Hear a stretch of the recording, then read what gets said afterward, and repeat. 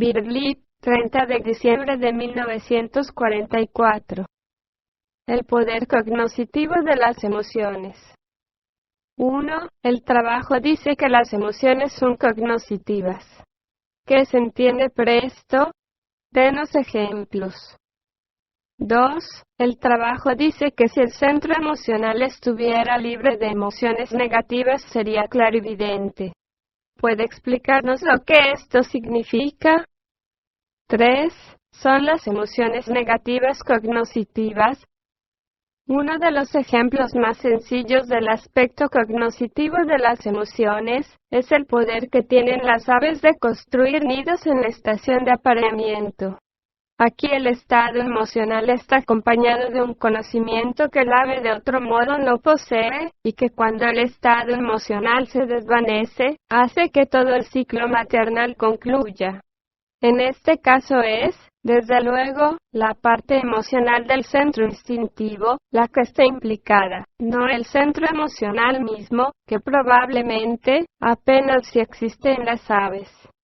Conviene que sea así, porque la parte emocional del centro instintivo puede soportar las cosas y olvidarlas mejor, de hecho, completamente. No puede ser negativo, de otro modo la vida animal perecería. Los animales, las aves, no retornan a papá y mamá una vez que el estado motor emocional pone fin a esa maravillosa cognición, todo el asunto llega a su fin. En el caso del hombre educado, todo es diferente, pero en las primitivas tribus salvajes era más o menos lo mismo. La parte emocional del centro instintivo, cuando está temporalmente despierta, posee maravillosos conocimientos que transmite al centro motor por un breve momento. Cuando el trabajo dice que las emociones tienen un valor cognoscitivo, significa que existe un modo definido de conocer algo conectado con determinado estado emocional. Nos ocuparemos ahora del centro emocional mismo. Para comprender que hay un definido estado del conocer, conectado con las emociones, recordemos que conocer no es pensar. Podemos conocer una cosa de diferentes maneras, sin pensar. Podemos conocer, por ejemplo, a través de nuestros sentidos, que el día es hermoso, y no pensar que es hermoso, o podemos conocer que otra persona es desdichada, o podemos conocer que algo es verídico. Los estados emocionales están conectados, particularmente, con el conocimiento de la verdad. Cuando se está en determinado estado emocional, se puede conocer algo que no se puede conocer en ningún otro estado. Se ve la verdad de algo, y luego el estado emocional cambia y ya no se ve más la verdad que se vio antes. Esto es lo que sucede, en especial, cuando se pasa de emociones relativamente simples a emociones negativas definidas. Las emociones negativas nunca pueden ver la verdad que las emociones no negativas alcanzan a ver. Esto en la vida explica muchas cosas. Explica por qué cuando no es negativo hacia otra persona, no se puede ver lo que se había visto antes. No vemos la verdad los unos acerca de los otros.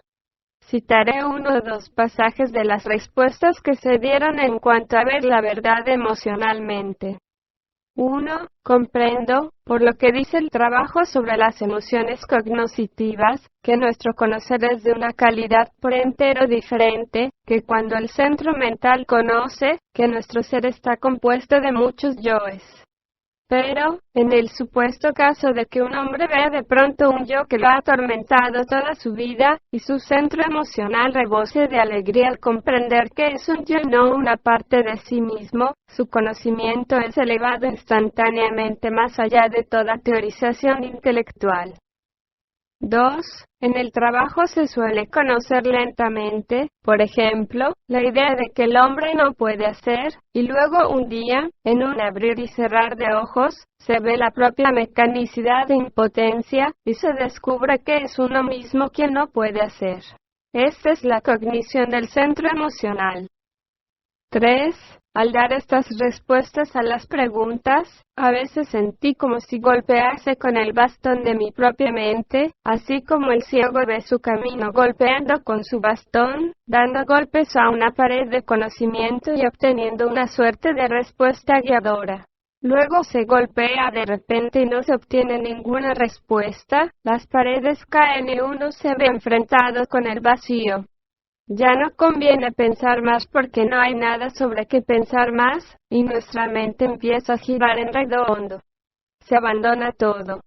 Luego, muchas veces, al cabo de un tiempo, sin haber pensado otra vez sobre este particular, de pronto se conoce algo sobre esta cuestión sin saber de dónde proviene el conocimiento. ¿Acaso el centro intelectual sigue trabajando en alguna parte de uno mismo sin que se lo perciba? ¿O cuando nuestra mente deja de dar golpes el centro emocional puede trabajar? En cuanto al último ejemplo y otros en el mismo sentido, diría que, cuando se ordenan los pensamientos y se piensa según el trabajo desde diferentes lados, muchas veces llega el momento en que todos esos esfuerzos de pensamiento se unen simultáneamente en un nuevo significado. Esta es la obra de nuestro lado emocional.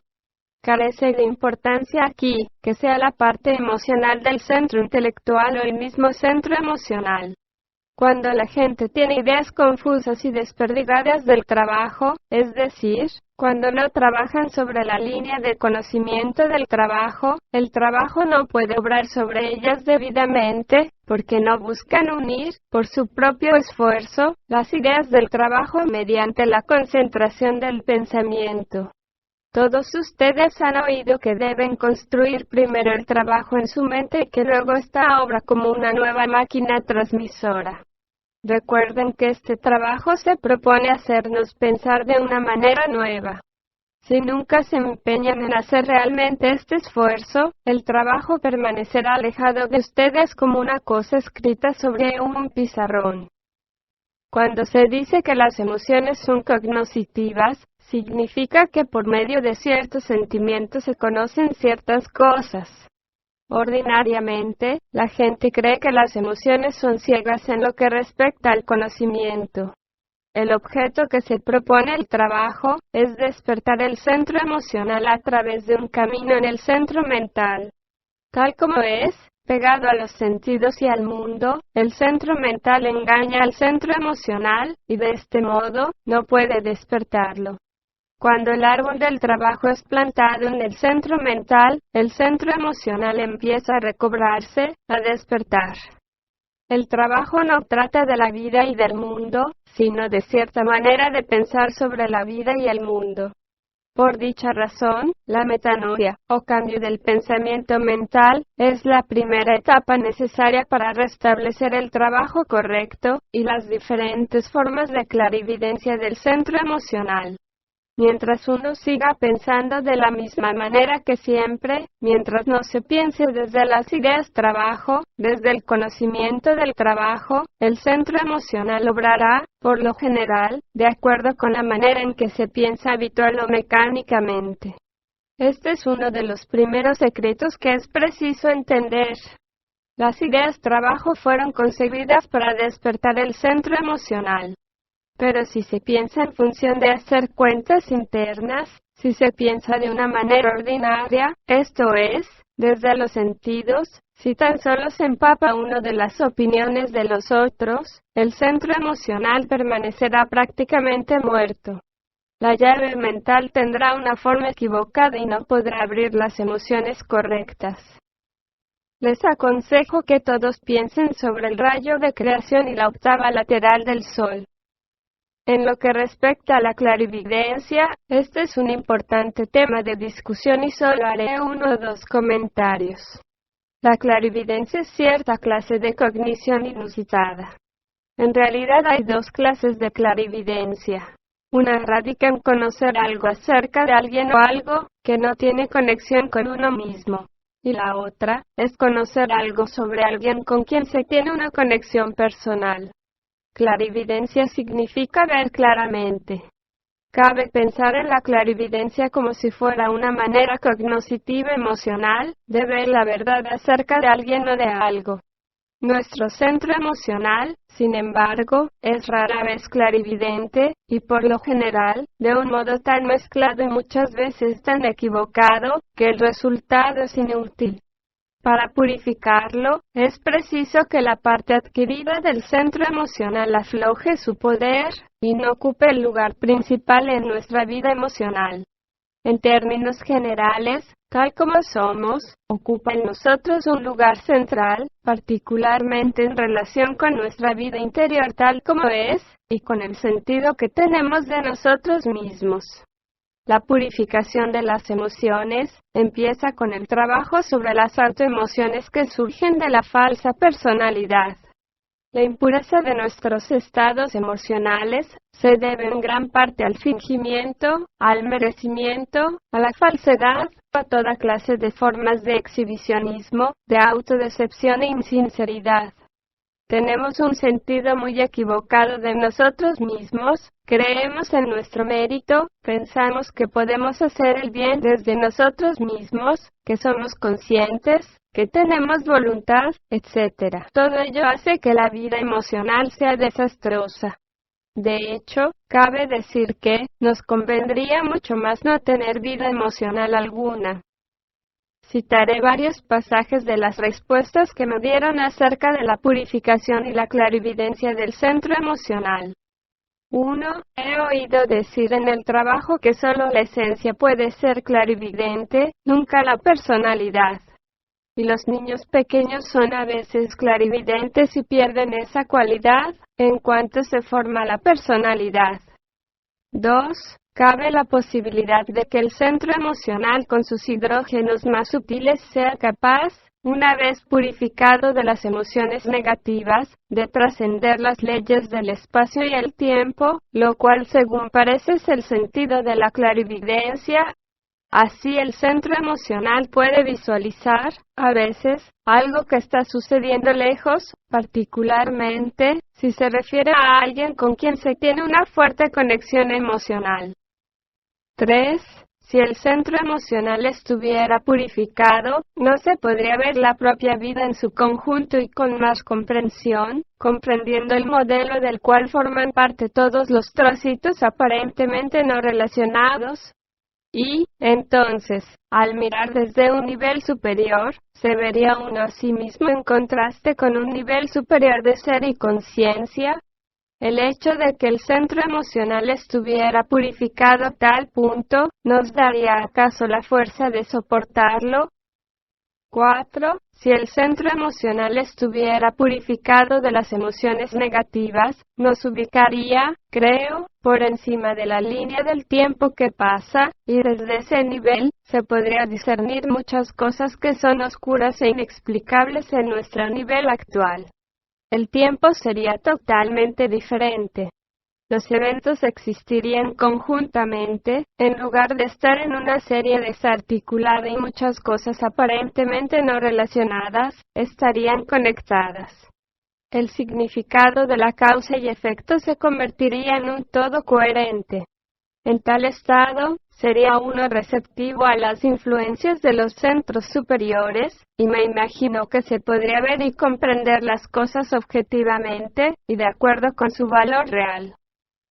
5. Si el centro emocional estuviera purificado de las emociones negativas y uno dejara de estar identificado consigo mismo, tendría la capacidad de ver más profundamente en la propia vida y en la de los otros. El centro entonces trabajaría con hidrógenos mucho más altos, y se empezaría a ser consciente en los centros superiores. Hablemos ahora de la cognición de las emociones negativas. Es preciso que todos comprendan que cognición significa conocimiento y que el conocimiento puede ser malo o bueno. Las emociones negativas tienen su propia clase de conocimiento, en especial, en todo lo que concierne a herir a la gente y ofenderla. Cuando se está en un estado negativo hacia alguna persona, por regla general, se sabe muy bien ofender a dicha persona y decirle cosas hirientes. Las emociones negativas, que se adquieren por medio de la imitación, trastornan, notablemente, el centro emocional que ha nacido puro. puesto que todas las emociones tienen un valor cognoscitivo, hasta las emociones negativas tienen su propio valor cognoscitivo que permite ver el peor lado de una cosa cualquiera. El recelo, por ejemplo, es una emoción negativa y a menudo es muy hábil. Aunque es injusto al mismo tiempo, tiene razón en su propio nivel. Pero recuerden que siempre es injusto. En efecto, todas las emociones negativas, en su lado cognoscitivo, son siempre injustas. Ven solo un lado de una cuestión. Si una persona se deja guiar por ellas, la llevan al infierno, es decir, a la luna, hacia un nivel inferior, a una manera más baja de tomar las cosas. Si se interpreta todo en su nivel más bajo, ocurre lo que en los evangelios se llama pecar contra el Espíritu Santo, en el pasaje donde los fariseos acusan a Cristo de curar por medio del demonio. Mateo capítulo 12, versículo 32. Algunas personas se imaginan que no ven el peor lado de las cosas, y fingen una especie de bondad, una especie de simulación de alegría u optimismo para con los otros, mientras que en realidad creen cuanto le dicen, cognoscitivamente, sus emociones negativas. Es muy diferente observar la cognición proveniente de las emociones negativas acerca de otra persona y no creer, en realidad, que es un retrato de cuerpo entero de dicha persona. Es preciso ver la cognición que llega a través de las emociones negativas, reconocer su presencia, y luego, obrar en contra de ella. Esto requiere mucho trabajo, y mucho recuerdo de sí. El pseudo-optimismo, la pseudo-alegría, son enteramente inútiles, y de hecho, intensifican el poder de las emociones negativas en el mundo. A cada persona le fueron dadas sus emociones negativas, por así decirlo, con su cognición, con su falso conocimiento, y cada persona, si desea trabajar, debe, de algún modo, aligerar la carga del peso total de las emociones negativas que existen en el mundo, el cual está gobernado por las emociones negativas. Pero es menester hacerlo genuinamente, y en especial, viendo sus propias emociones negativas, y así, perdonando a los otros, en el sentido de saldar por completo sus deudas. En cada caso, las emociones negativas solo ven las verdades a medias. Por ejemplo, una persona que es negativa y que refiere lo que otra persona le dijo, quizá refiera realmente lo que se le dijo, pero sin mencionar una o dos cosas, o repitiéndolo de otro modo, o cambiando el tono de voz, etc. Así trazo una imagen oscura, una mentira. Han de recordar las charlas sobre la mentira, y como la primera forma de mentir es siempre disponer las cosas, de tal modo, que siempre lo beneficien a uno, deformando ligeramente lo que sucedió, como cuando una persona dice, le dije a ella, me dijo a mí, etc. Ahora bien, si una persona es negativa, y por lo tanto, falta de generosidad, suele describir algo que sucedió en relación con una persona que le es antipática y el resultado será la verdad, en cierto sentido, pero una verdad a medias. Sabemos que en la antigua literatura se dice que los demonios son muy hábiles e ingeniosos, pero que solo conocen las verdades a medias. La bondad siempre parece estúpida en comparación con la inteligencia de los yos negativos que están mintiendo. Me pregunto si alguna vez han advertido las emociones negativas en el rostro de las personas que están a su alrededor, si han notado la expresión de sus ojos, y advertido cómo están vigilando. Basta pensar, un momento, desde dónde están vigilando y de qué desean apoderarse. Basta pensar en la colección que tales yoes harán para su álbum de los incidentes de la vida. Quizá conozcan todos ustedes que, cuando una persona es negativa y recelosa, todo lo que se le dice es como echar leña al fuego. Recuerdo una vez cuando tuve que atender a personas dementes, que están totalmente bajo el poder de las emociones negativas y del pensamiento negativo, como el menor movimiento que hacía era siempre interpretado en favor de sus ideas negativas, de las cuales, instantáneamente deducían toda clase de cosas que eran parcialmente ciertas. Los yoes negativos son, en nosotros, yoes verdaderamente dementes. Una persona sumida en sus emociones negativas siempre advierte muy rápidamente lo que uno ha descuidado, pero no tiene cognición de lo que uno ha hecho. A este respecto, las emociones negativas le procuran cierta cognición, a menudo muy profunda y sutil, y no obstante, siempre equivocada. Lo curioso es que las emociones negativas siempre se las arreglan para encontrar pruebas, y si usted se une a todas estas pruebas juntas, entonces, usted será vencido por la vida.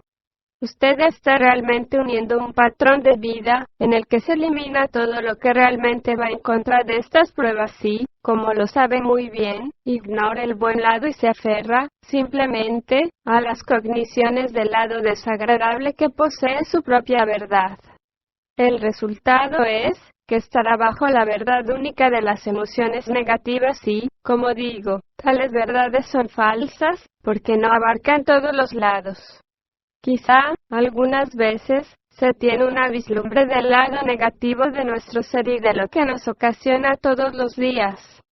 No es algo bueno sino una pequeña lombriz asquerosa, un niño malcriado y cansador, una cosa muy desagradable de percibir. La gente alaba los estados negativos. Siente que es justo preocuparse y estar identificado. Sin embargo, esto no es cierto. Es preciso esforzarse para salir de ese pozo. Es posible. Pero no lo es, si el trabajo no tiene un verdadero y esencial asidero en uno, porque de otro modo, se siente uno justificado en las negativas y dolorosas emociones de la vida. Y no solo esto, sino que, las emociones negativas nos sustentan con su propio lado cognoscitivo, de modo que, siempre uno es capaz de probar que tiene la razón. Concluiré citando algunas observaciones sobre la cognición de las emociones negativas. 1. He observado, en mí mismo, que las emociones negativas estimulan a los yoes de desagradable naturaleza a una actividad inusitada.